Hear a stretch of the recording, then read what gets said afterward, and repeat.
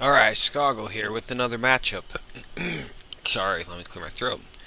We got Ezrael and Taric laning against Nunu Caitlyn.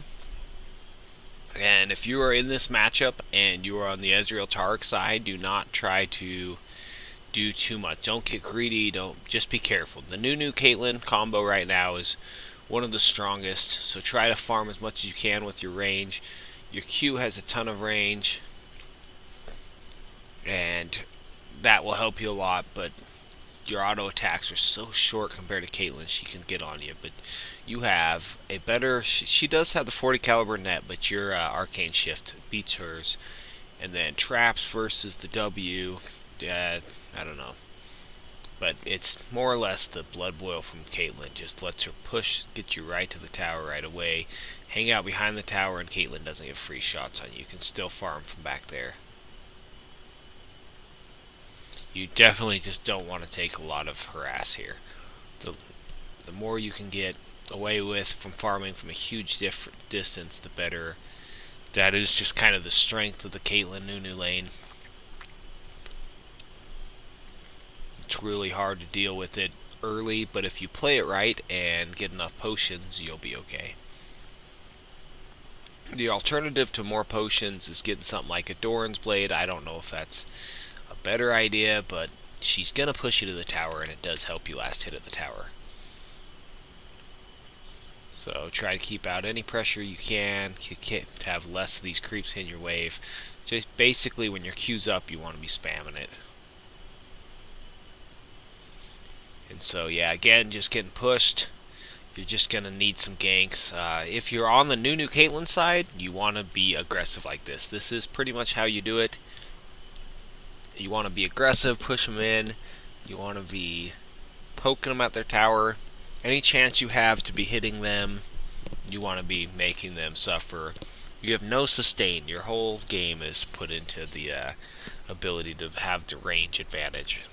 And if you can keep yourself right behind a creep, but as forward as you can, then he can't Q you. So that's just a thought with Caitlyn. If you can attack him, he can't hit you.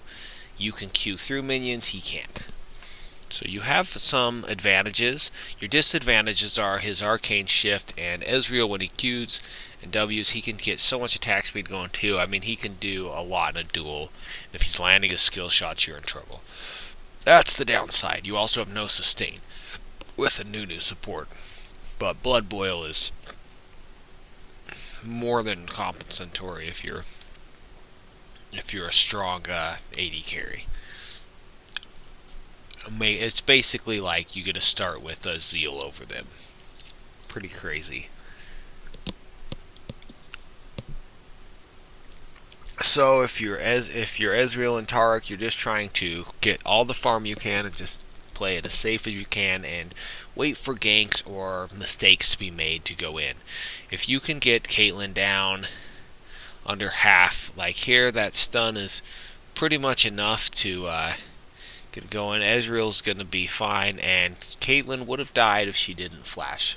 So they forced the flash out of Caitlyn, and now you can be a little bit more aggressive if you are Ezrael and Taric. That gank by Olaf does a ton. Ganking for that flash is a big deal. And that little bit of damage that they were able to pull off with the Ezreal stun, and so even though he ran right through a ward, the Ezreal stun gave him time to get there and made him blow the flash. Without the Ezreal stun, there would be no flash. Or the Taric stun. Wow, I am crazy. Sorry. Anyhow, at this point, you gotta be careful that they don't just come after you, but you do want to get away from your tower so you can last hit a little bit. Ezreal's full, and you can see how the sustain difference of having Taric, what that really does mean. And she tried to 40 caliber net back with the Taric thing. She did it a little late. Had she pulled that off, she might have lived there. So what you want to do is watch for that particle to be coming at you and 40 caliber net backwards away so that you can disengage and get farther away from Ezreal. But when she gets stunned right before you see the net go, but she doesn't move because of the stun, that little bit of reaction time is the difference between a death or not right there, because she probably would have been safe if she would have been knocked backwards. So in comes Yi to keep him off of Nunu and to keep him off the tower in a dive. So pretty good start there for Ezreal, especially considering the lane and the ability for them just to shove in. So just don't get disheartened, just farm from behind the tower. Your Q outreaches her auto attack. So you can get as many creeps as you can with that, and then just kind of let her push and just play it safe. You have the sustain advantage, and you're just going to have to wait for ganks or your team to make plays or for them to make mistakes. You cannot force the issue against Nunu Kate with this lane. Even now, he has a BF sword and Caitlyn sitting on something like a Doran's blade, and I don't know what else, but even now with the item advantage, you still got to be careful if you're Ezreal. You can't just push, you can't just shove her back to her tower, really. You still got to watch out for the range and the poke. We can see that even dying, Caitlyn's just going to play forward and aggressive, and it works. So if, especially with the wave pushing, it's going to work fine. So if you're Caitlyn, you need to know that.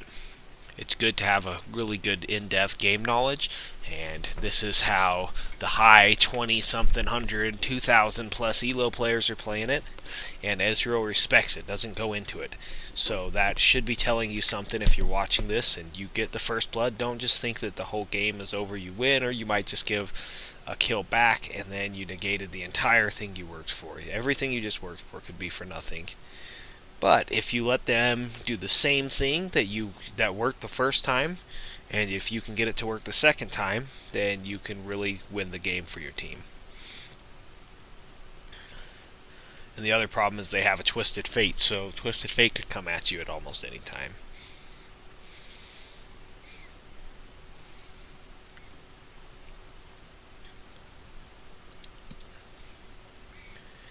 So as you can see, you've got the ward in there, so that you know where Nunu's coming at you. You don't want to be taking a lot of free damage from Nunu.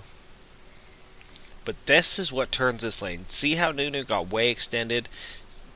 Nunu didn't realize the brush was warded, and now Nunu's really low in a non-sustain lane. At this point, they have the advantage again. So this is where the advantage lies. Again, she didn't 40 caliber net away in time, and so Taric's able to get quite a bit of harass down on Caitlyn. So even though Taric took a lot, it's the same thing I was talking about in the same game. Top lane, Nidalee has a heal. So when they trade, Nidalee kind of wins. And there's your Ignite used, and that 40 caliber net saved her life. Well, for now. But Ezreal does the right thing. Going into the brush to ult gave Caitlyn less warning. If you're watching that, if they disappear in the brush and it's Ezreal, you need to expect that. So just get out of there, or just be ready to dodge. Give yourself as much space as you can and just be ready to dodge. See where it's coming from and dodge it. But as far as being the Ezreal player, that is exactly the right play to do it. It gives them less time to deal with this.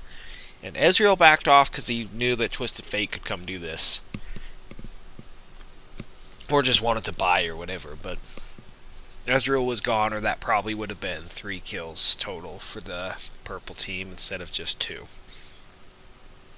I don't think they could have turned it. Twisted Fate was pretty full, Yi was pretty full, Olaf was tower diving at Yi, and honestly would have succeeded if Twisted Fate had not come right then. So that's good map awareness by Twisted Fate.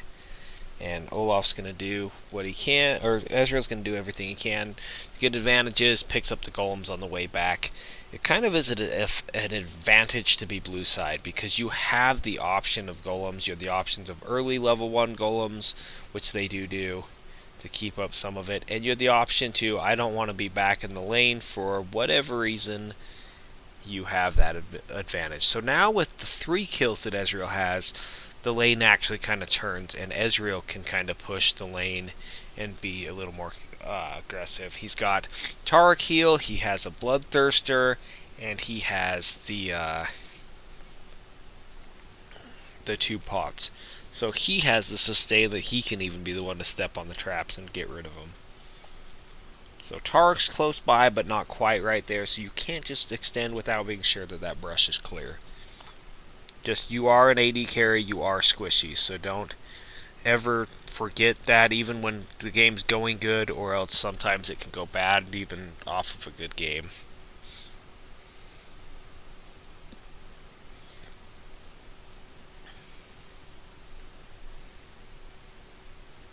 So yeah, you can see that this Ezrael Taric lane worked out because they patiently waited for the aggressive play by Caitlyn Nunu. Means that they were extended and pushed a lot, which allowed his team to make plays. And at this point, instead of going and diving the Caitlyn, which possibly could have been a kill for Caitlyn, he backs off, and Nunu's an easy free kill for him. So there, the greed for wanting Caitlyn could have cost Ezreal, because Caitlyn would be able to kite and do a lot of damage, and then Nunu would be doing free damage, and with that slow and the blood boil, it would probably add up. But if you turn, and if you scare Caitlyn off and you win that domain and you chase someone out, instead of chasing, if you never run past an enemy, you'll die less.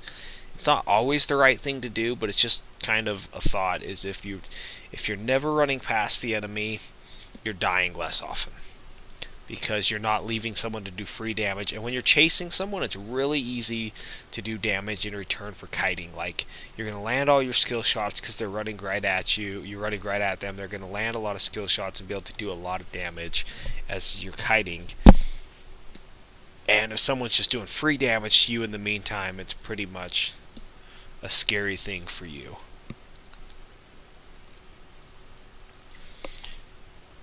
So that's going to be the end of this laning phase, because they're just going to be roaming from here.